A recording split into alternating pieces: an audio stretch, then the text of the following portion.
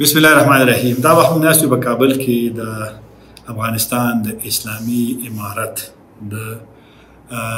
د اطلاعات او د کلتور د وزارت بیان او د حکومت بیان ذبیح الله مجاهد صاحب سره په کابل کې. ډېره مهرباني ستاسو. مجاهد صاحب نړۍ غوښتنه کوي ستاسو نه چې یو ټولګوندي یا ټول شموله حکومت دې وي، او تاسو وایئ چې موجوده اسلامي امارت چې کوم حکومت دی دا ټولګوندي دی، نو لکه نه مني ستاسو دا دریځ خلک، نو تاسو څنګه؟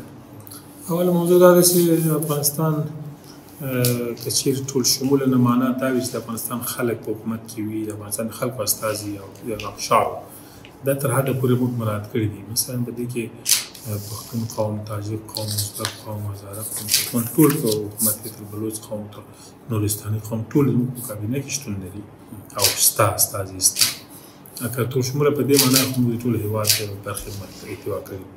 که ټول شموله په دې معنا وي چې تېر ګوندونه راوړه افغانستان کې بیا حاکمان کو او ګوندونه چې نتیجه یې درسته نه وه، خاطره نه ځینې لري، هغه موږ سیاسي مشکل او ستونزه لرو، ځکه بیا خلک زموږ حمایت نه کوي، خلک له هغو نه نفرت کوي او یو لوی اشغال حمایت کړی وي او د هغو سره یې همکار پاتې شوي، بیا خلک هغوی د حاکمانو په توګه نه وایي.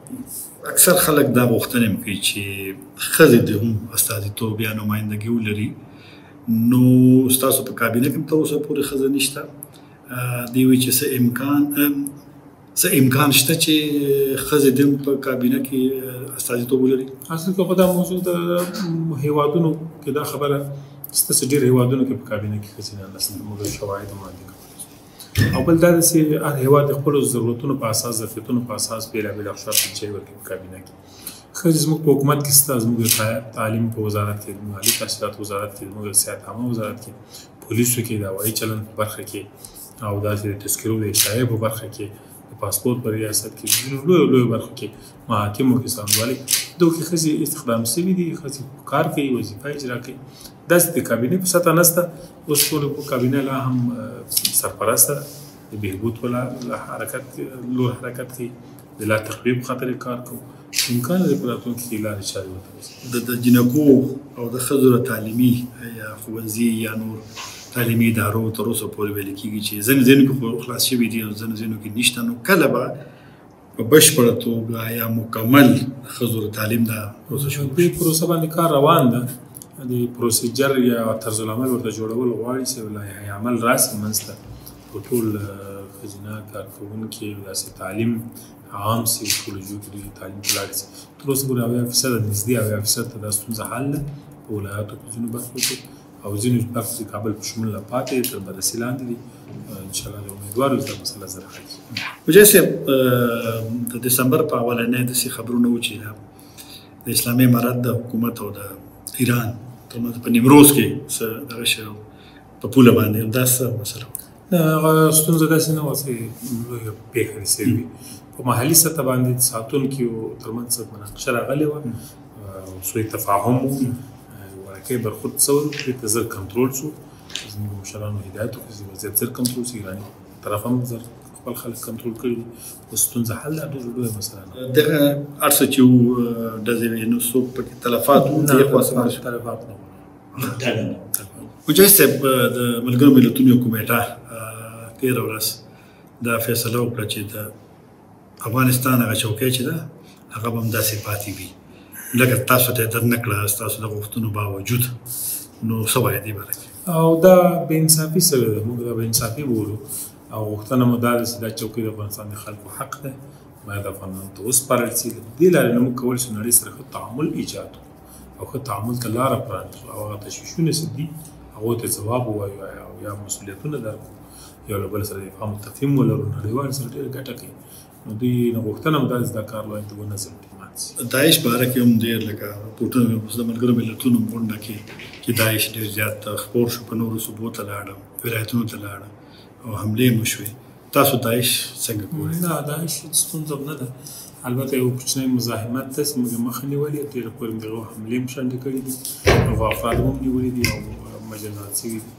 او بله دا ده چې د افغانستان خلک د دې پدیدې نه حمایت نه کوي. موږ تشویش نه ځینې لرو، ولایتو کې د دوی دپاره د تګ او د پراخېدو هېڅ امکاناتو مجال نشته.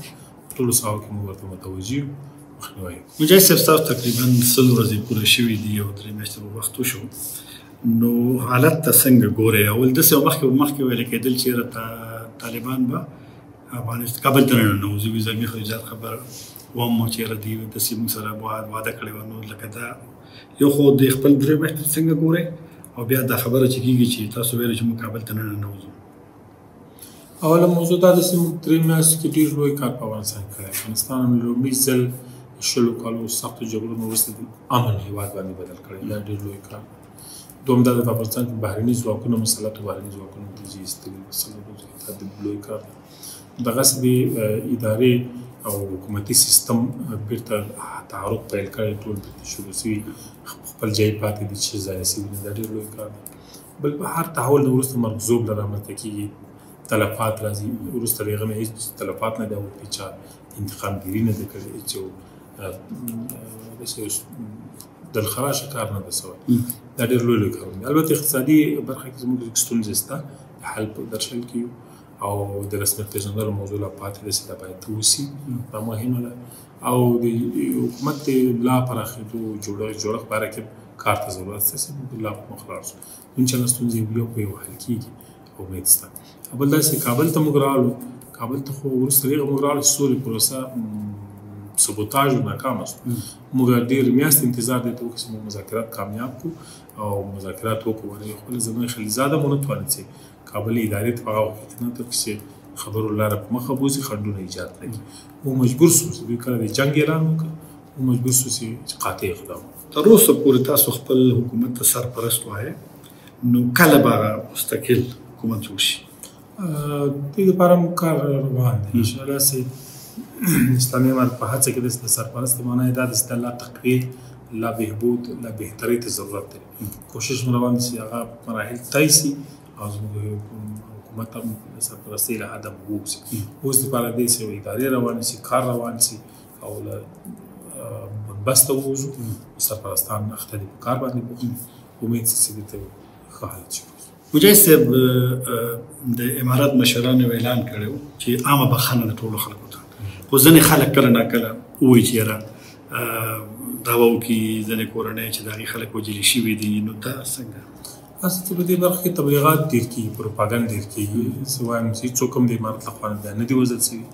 البته که کوم موارد پېښ شوي دي هغه جنایي پېښې دي، ځینې خلکو شخصي انتقامونه اخیستي یا هڅه کړې، شخصي بدۍ شته په افغانستان کې، جنګ تېر شوی، خلک مسله دي، د دې مخه ورو نیول کېږي. خو دا پېښې ډېرې نه دي، لسونه پورته نه دي او موږ د ټولو پېښو مخنیوی هم کړی، عاملین هم نیولي دي او څوک چې وژل شوي دي هغو رسیدګي هم کړې ده او څوک چې حمله یې کړې هغه نیول شوي بندیان دي. ډېره مهرباني. زه به دا و په کابل کې د اسلامي امارت د حکومت ویان ذبیح الله مجاهد، ډېره مننه ستاسو.